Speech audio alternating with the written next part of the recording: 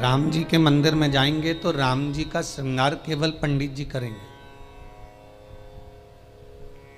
या राम मंदिर के जो पंडा होंगे वो करेंगे। देवी के मंदिर में जाओगे तो देवी जी का श्रृंगार पंडित जी करेंगे, या जो वहाँ पर मठाधीश पीठाधीश जो होंगे वो करेंगे। कृष्ण मंदिर में जाएंगे तो उनका श्रृंगार भी भगवान पंडित ही करेंगे, या वहाँ का जो पंडा होगा वो करेगा। पर पूरी दुनिया में केवल एक देव महादेव ही एक ऐसे हैं कि जिस मंदिर में जाओ लोटा भर के पानी चढ़ाओ और तुम्हारी मर्जी पड़े जैसा श्रृंगार करे। शंकर कहीं भेदित नहीं है, शिव कहीं भेद नहीं।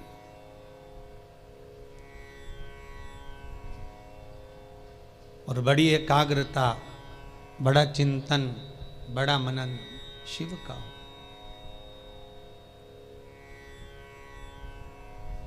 सब दूर जाकर झोली फैलाकर कहना पड़ेगा कि हमको ये दे दीजिए।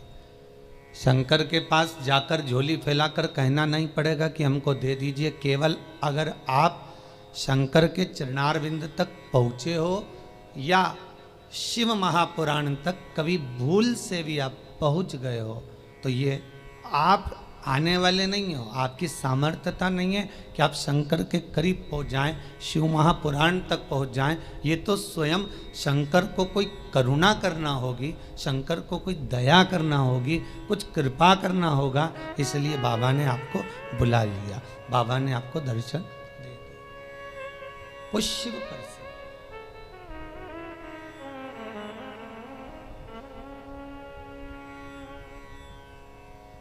शंकर के दरवाजे पर जाकर अब कुछ मांगना भी मत, वो तो खुद दे देगा। बस जाकर बोल देना कि बाबा ऐसी बात है।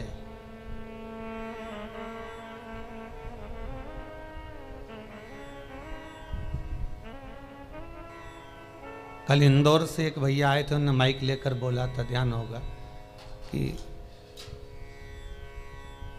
उन्होंने माइक लेकर उसको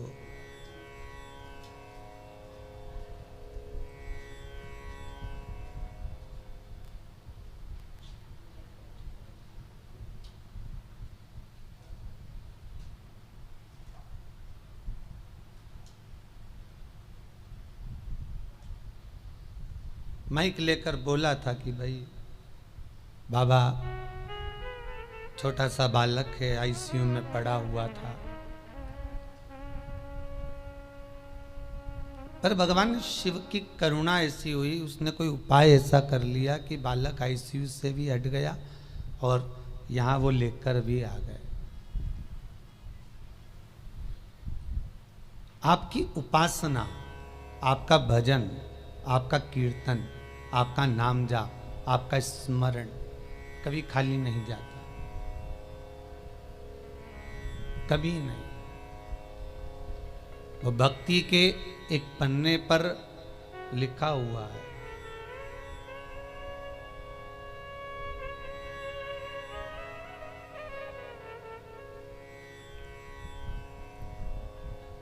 देवराज नामक का ब्राह्मण शिव महापुराण की कथा कहती है। 24,000 श्लोक इस शिव पुराण में है, 12 खंड हैं, 7 संहिता है। उसमें देवराज का जो चरित्र है, जो देवराज पहले तो सत्कर्मी था, भजनावली था, भगवान की भक्ति में डूबा हुआ था, भगवान का स्मरण में डूबा हुआ था, भगवत नाम में डूबा हुआ था। पर वही देवराज भगवत कर्म से वंचित हो गया केवल संगत के कारण। निवेदन है, ताली, थाली और प्याली, ये 3 मित्र मनुष्य को बर्बाद कर देते।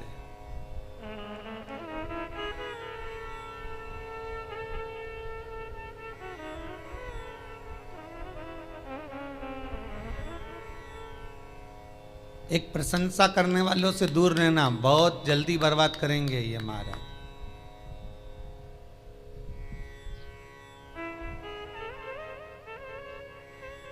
बहुत जल्दी हरा सकते हैं आपको। फिर थाली मित्र होटल में खिलाने वालों से सावधान रहना, पहले अपना पैसा खर्च करके तुम्हें खिलाएंगे, फिर पूरा चूना तुमको लगा जाएंगे। तीसरा है प्याली मित्र।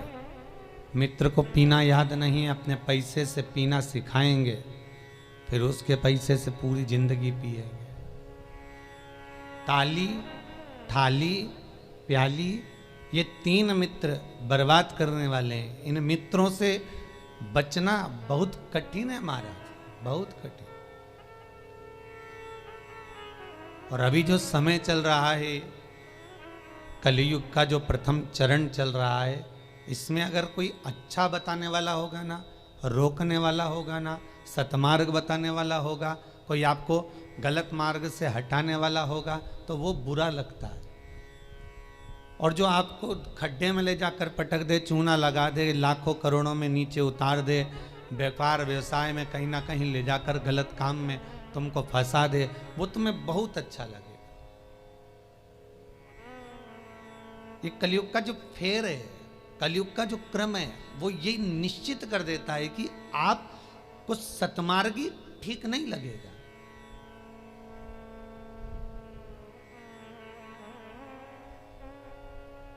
इस व्यासपीठ से कितने उपाय बताए जाते हैं, हर चीज का उपाय है और लोग कर भी रहे हैं और फायदा भी है, पर उस उपाय को कई लोग ऐसे हैं कि करते ही नहीं है। फिर किसी ज्योतिषाचार्य के पास पहुंचे, फिर किसी कहीं जाकर पूछ लिया, कहीं बाबा जोगी आ रहे होंगे उनके पास पहुंच गए, किसी का सिर घूम रहा होगा, माँ गेहूँ दाना लेके पहुंच गए, कहीं नारियल लेके पहुंच गए, फिर उनसे जाकर पूछेंगे, बताओ माताजी, बताओ पिताजी, हमको ये हो गया, हमको वो हो गया, और माताजी पिताजी बस तुमसे धन लूट सकते हैं। बताएं क्या? जो शिव है नजदीक में, जो शंकर है करीब में, जो शिव विराजमान है तुम्हारे भीतर, स्वयं जिसकी आराधना राम कर रहे हैं, जिसकी आराधना कृष्ण कर रहे हैं, जिसकी आराधना देवी कर रही है, दत्त कर रहे हैं, और सारे मंडल, नवग्रह, 16 मातृका, पंचलोकपाल, जितने भी देव हैं, 33 कोटि देवता जिसकी आराधना कर रहे हैं, वो शंकर की आराधना करने में अपना क्या जाता है?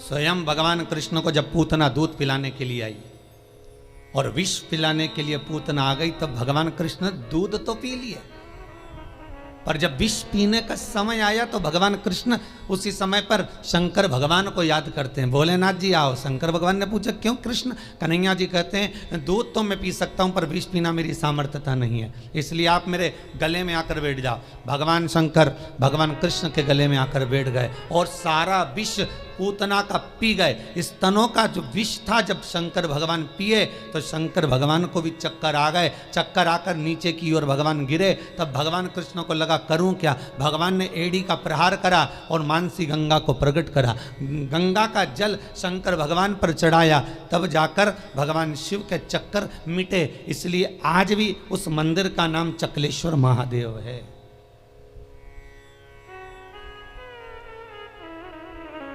गोवर्धन नाथ जी की परिक्रमा में पड़ता है चकलेश्वर महादेव।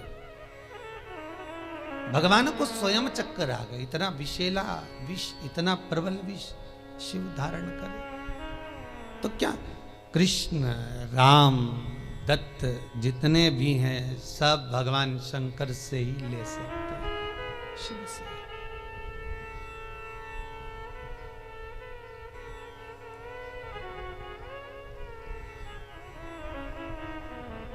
और कभी खजाना कम ना होता उसके दरवाजे का, वो लुटाता रहता है।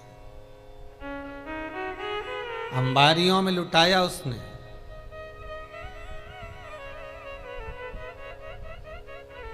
जब विदर्भ राज भीष्मक की कन्या रुक्मणी ने भगवान कृष्ण को वर्ण किया, तब भगवान कृष्ण स्वयं ब्राह्मण से कहते हैं कि रुक्मणी जी से जाकर कह दो कि तू जगदम्बा के मंदिर पर पहुंच जा, मैं तुझे लेने के लिए पहुंच जाऊंगा।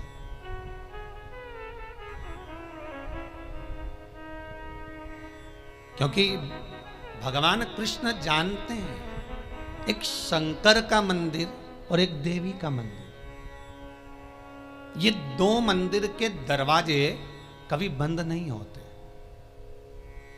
कभी बंद नहीं। देवी मां है, मां अगर रात को भी सो रही है और बच्चे की आहट सुनाई दे जाए तो मां जाग जाती है। माता का दरबार, माता का मंदिर कभी बंद नहीं होता। हाँ, माता जी का श्रृंगार वगैरह थोड़ा बहुत करना हो तो भले थोड़ी देर बंद कर दे, पर माता का मंदिर बंद नहीं होता।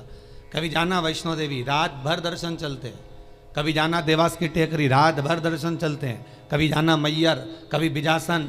तुम जितने देवी के मंदिर में जाओगे, चाहे मनसा जाओ, कामाख्या जाओ, चाहे चिंतपूर्णी, नैना, ज्वाला, सारे मंदिरों में रात भर दर्शन होते हैं। क्यों? क्योंकि माँ अपने बच्चों को जागता हुआ देखती है तो माँ सो नहीं सकती। एक जगदम्बा और एक शंकर। शंकर का मंदिर भी कभी बंद, हाँ ये चोरों से बचाने के लिए भले मंदिर में ताला लगा दिया जाए, पर शिव का मंदिर भी बंद नहीं होता। तो शंकर का मंदिर क्यों नहीं बंद होता? तो शंकर भगवान की कथा कहती है क्योंकि शंकर शमशान में निवास करते हैं। शमशान का गेट काहे को बंद करेंगे? वहां कौन आ रहा है? वहां तो कभी भी आ सकते।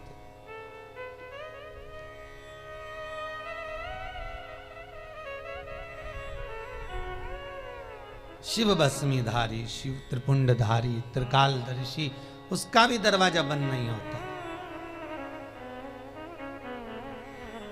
कोई शंकर से पूछे कि तुम कितनी बजे सोते हो? भगवान शंकर से कोई पूछ ले या माता रानी जगदम्बा भवानी से कोई पूछ ले, तुम सोते कब हो?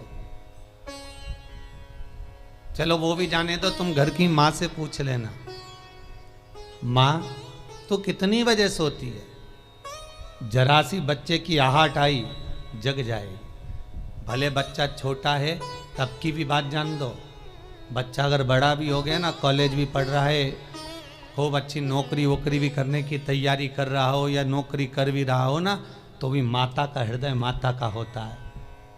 अगर बच्चे की जरा सी रात्रि को पढ़ने बैठा हुआ है, बैठा भले बड़ा बच्चा है और रात को अगर पढ़ाई कर रहा है, कितनी बजे बेटा पढ़ने बैठा और कितनी बजे तक पढ़ा, माता को बेटे को बताने की जरूरत नहीं होती। बेटा बताए ना माँ को तो भी माँ जान जाती है कि रात को तू 4 बजे तक पढ़ रहा था, ले मैं चाय बना कर ला देती। ये माता की आहट है, ये माता की वात्सल्यता है, ये माता की करुणा है।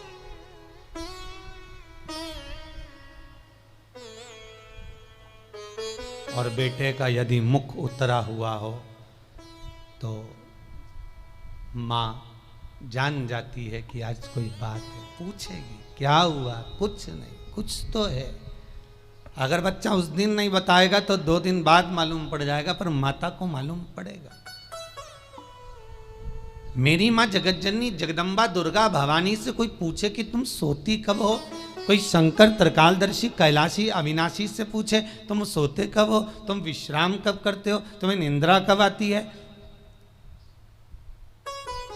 भगवान ब्रह्मा को एक क्षण की निंद्रा आई और वेद हाथ से खसक गए। हयग्रीवा ने वेद ले लिए, तब भगवान तुरंत पधार कर वेद ला कर दिए।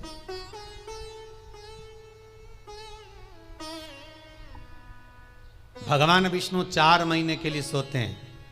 देव सोनी एकादशी पे सो गए, अब देव उठनी आएगी ना कार्तिक में, तब बढ़िया चकाचक उठेंगे। दत्त भगवान भी सोते हैं। सारे 33 कोटि देवताओं के सोने का श्रृंखला लिखी हुई है कि कौन देवता कहाँ कितने समय के लिए विश्राम करता है, कितने समय के लिए आराम करता है, कितने समय के लिए कौन सा देवता कब निंद्रा ग्रहण करते हैं, ये सब कुछ शास्त्रों में लिखा हुआ है। पर एक देव अधिदेव महादेव के लिए कहीं नहीं लिखा कि शंकर भगवान कितनी घड़ी, कितने पल, कितने क्षण सोते हों। एक शिव के लिए और एक जगत जननी जगदम्बा अम्बा माता पार्वती के लिए कहीं नहीं लिखा कि ये सोते हो। गणेश जी का भी विश्राम लिखा है कि गणेश जी भी विश्राम करते हैं। कार्तिकेय का विश्राम लिखा है, कार्तिकेय विश्राम करते हैं। शंकर भगवान की कन्याएं जया, विषहरा, शामरीवारी, दोतली, देव, इनका भी लिखा है, इनका भी वर्णन लिखा है। जया, विषहरा, शामरीवारी, दोतली और देव, ये पांचों कन्या शाम को ठीक प्रदोष काल के समय पर विश्राम ले लेती है। इसलिए प्रदोष काल के समय, जैसे सूर्य अस्त होने का जब समय आने लगता है, प्रदोष काल जब आने लगता है, तब शंकर जी के ऊपर जो जलाधारी लगी रहती है, जिसमें से बूंद बूंद पानी गिरता है, वो जलाधारी को हटा दिया जाता है।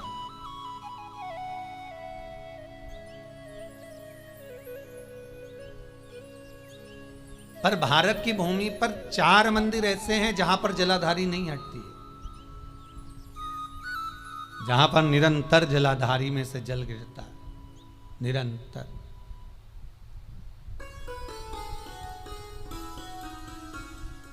प्रदोष काल के समय जया, विषहरा, शामरीबारी, दोतली जो शंकर भगवान की कन्या है, ये भी विश्राम कर लेती है। अशोक सुंदरी, शिव की पुत्री, ये भी विश्राम कर लेती है। पर अगर विश्राम नहीं करते तो शिव, किसी ने पूछा सारी दुनिया आराम करती है, आप विश्राम करते हो, क्या मतलब है ये? शंकर भगवान कहते हैं मेरे कंठ पर भरा है विष, दिन भर लेता हूं राम का नाम, दोनों को मिला दो तो हो गया विश्राम। शिव विश्राम भी कर रहे हैं तो वो वाला विश्राम नहीं कि कहीं पलंग पर, कहीं सैया पर, कहीं जाकर सो गए, आराम कर लिया, या तकिया लगाकर सो गए। भगवान राम का दर्शन करोगे तो सोते हुए दर्शन मिल जाएगा, कृष्ण का करोगे तो सो रहे हैं, रुक्मणी जी चरण दवारी, श्री जी बाबा का करोगे तो ठाकुर जी सो रहे हैं, श्रीमद वल्लभाचार्य जी चादर उड़ा रहे हैं, सारे देवताओं का दर्शन करोगे आपको तो मिल जाएगा। पर शंकर का सोता हुआ फोटो कहीं मिल जाए आपको कि वो विश्राम कर रहे हैं और कोई उनके चरण दबा रहा हो या कोई उनका चरण डोला रहा हो, तो वो बहुत कठिन।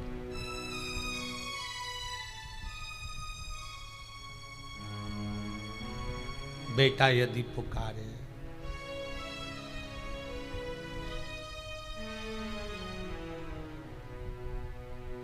एक वो पहले एक भजन चलता था, वो बेटा जो पुकारे माँ को आना चाहिए, ऐसा कुछ था उसमें। बेटा जो बुलाए माँ को आना चाहिए।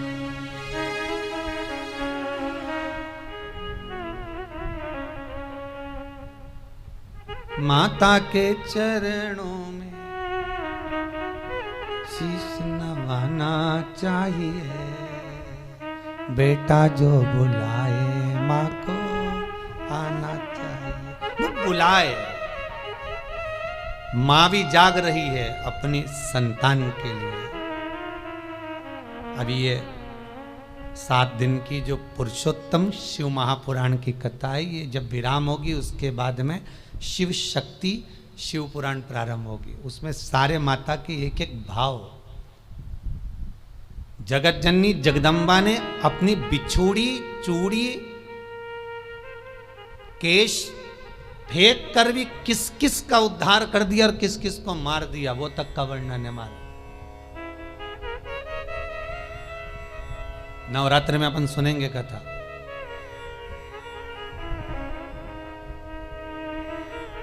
विश्राम तो नहीं है भगवान। एक बार शंकर भगवान माता पार्वती को लेकर पहुंच गए सुंदर आनंद में, अमर गुफा में।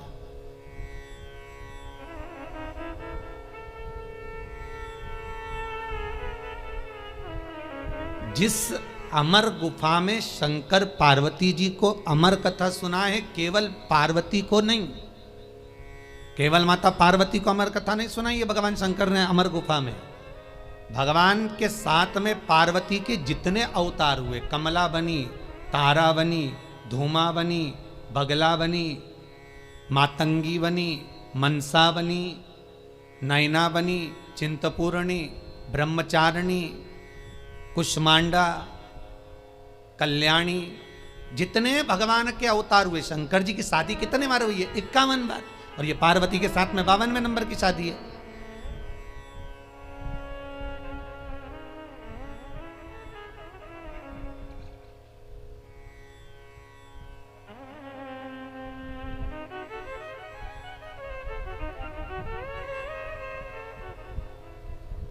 कई बार ये भगवान की शादियों के पीछे भी झगड़ा होने लगता है, भाई लोग उसमें भी झगड़ लेते। ये गांव में एक पंडित जी कथा करने आए, उन्होंने सुंदर महाभारत सुना दी, सुनाई तो उसमें सब अच्छा अच्छा सुना दिया, द्रौपदी का चरित्र भी कह दिया, 5 पति थे, ऐसा था वैसा था। इतने में पंडित जी जाने लगे कि आज महाभारत समापन हो गई, चलो सब दूर से दक्षिणा इकट्ठी कर लाऊं, जजमान के घर जाऊं। पटेल साहब क्या गए, पटेल साहब राम राम। पटेल साहब बोले सीताराम जी। आओ पंडित जी बैठो। अब पंडित जी तो बैठ गए, खटिया लगा दी, पटलन गोबर से लीप रही थी, पटेल साहब बैठे थे, हुक्का धुन रहे थे। हुक्का धुनते धुनते बोले, पंडित जी तुमने कई कथा सुनाई महाराज, हमारा मन चोखा कर दिया,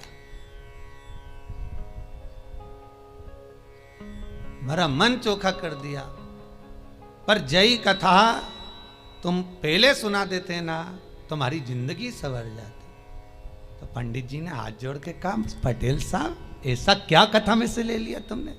अरे पंडित जी, जैसे वो युधिष्ठिर, अर्जुन, नकुल, सहदेव, भीम सब जुआ खेल रहे थे, ने हार गए, उनके पास हारने का कुछ नहीं था, तो उन्होंने अपनी पत्नी के लगा दिया।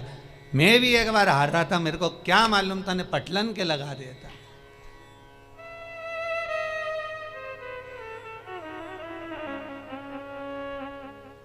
अब तो पटलन गोबर लीपती लीपती उठ के खड़ी हुई, इतना सारा घूंघट करके बोली, पंडित जी सही में इतनी चोखी कथा सुनाई तुमने पंडित जी, जिसका वर्णन नहीं है, पर यही कथा तुम पहले कह देते नहीं, तुम्हारी जिंदगी संवर जाती। द्रौपदी के 5 पति जैसी मैं भी करके लिया था। अब तो पंडित जी ने तो झोला बिस्तर सब बंद करके जाने लगे, दक्षिणा जाए चूल्हा, अपन तो चलो, यह तो दंगा महाभारत चालू हो गया। तो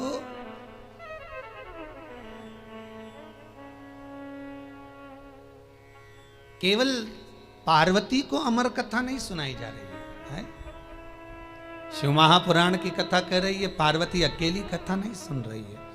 पहले जितने भगवान शंकर के साथ में पार्वती के अवतार हुए हैं, जन्म हुए हैं, हर जन्म में पार्वती शिव के साथ अमर गुफा में कथा श्रवण करने के लिए गई। हर अवतार में, चाहे उमा हो, महेश हो, हर अवतार।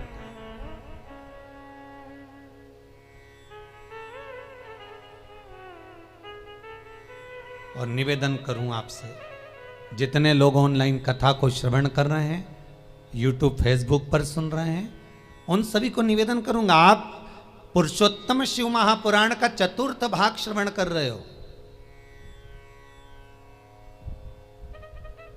ये 4th भाग का पहला दिन है।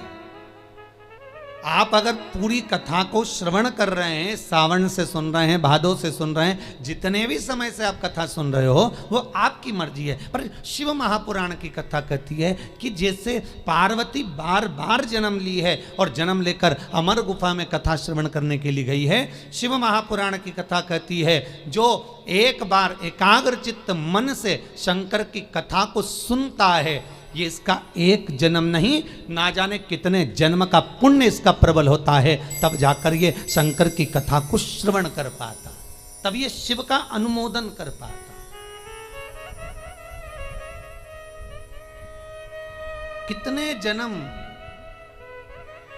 84 लाख योनियों में 20 लाख योनि तो ये पेड़ पौधे की है।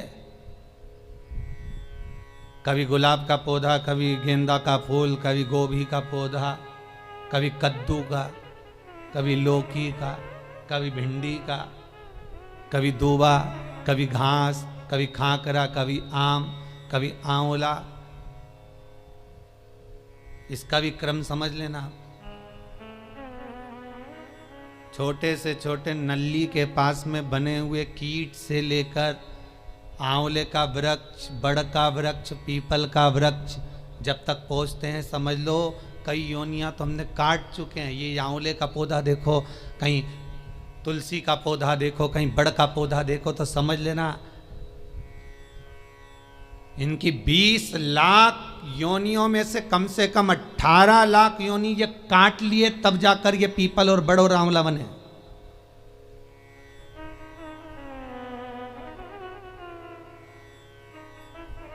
चौरासी लाख योनियों में 40 लाख योनियां तो यही निकल गई पेड़ पौधा में बची हैं। तो ये सब कीट पतंगा मच्छर कीट ये सब।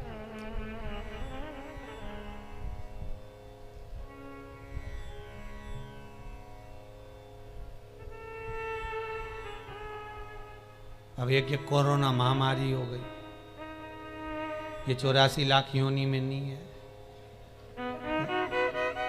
ये कहीं अलग से ही आ गई। ये जो जीव जंतु है,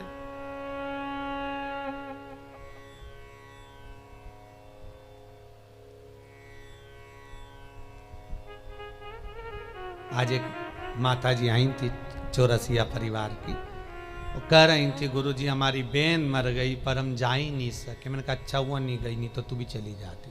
कहा जाए अरे गुरुजी ऐसी बीमारी आई कि रिश्तेदार उन मर रहे पर जा नहीं सक रहे। हमने कहा बिल्कुल मत जाना, नहीं तो ऊपर मीटिंग करते हुए मिलोगे, बिल्कुल ना जाइए।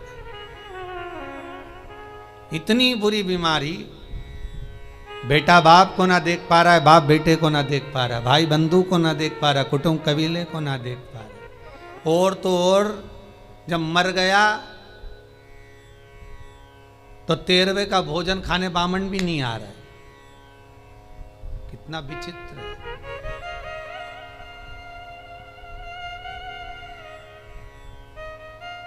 सोचा 12वें का भोजन करा दे, ब्राह्मणों को बुला ले, ब्राह्मणों ने पूछ ले भैया ये बताओ कैसे निपटा, तो के कोरोना में, तो के भैया रहने दे तू तो दादा छोड़।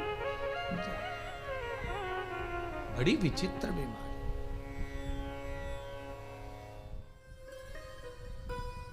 और मान लो बहुत ज्यादा दुख है, बहुत ज्यादा तकलीफ है, बहुत कष्ट है, तो फिर विष्णु पुराण का एक उपाय जरूर कर कर देखना। महाराज विष्णु पुराण में स्पष्ट कहा है कि कार्तिक का प्रथम दिन किसी नदी में स्नान कर कर, तालाब में स्नान कर कर, नदी तालाब नहीं हो तो घर में ही स्नान कर कर, घर के दोनों दरवाजे पर, घर के बाहर दोनों दरवाजे पर घी का दिया लगा दें, उसमें एक कमल गट्टा, किराने की दुकान पे मिलता है काला कलर का कमल गट्टा, एक एक डाल दें नाम और गोत्र बोलकर, और शाम के समय पर एक दिया घर की देहली पर प्रतिदिन कार्तिक के महीने में लगा दें। महाराज विष्णु पुराण का उपाय। अगर ज्यादा तकलीफ है, बहुत कष्ट है, बहुत ज्यादा कष्ट के व्यापार चल ही नहीं रहा, कर्जे में लतालूम हो गए, यहां तक गति हो गई कि मरने तक की सोच लिया, तो वो कार्तिक के महीने में कर लिया। उसका प्रयोग अवश्य करें, सुख समृद्धि के, लक्ष्मी वैभव के।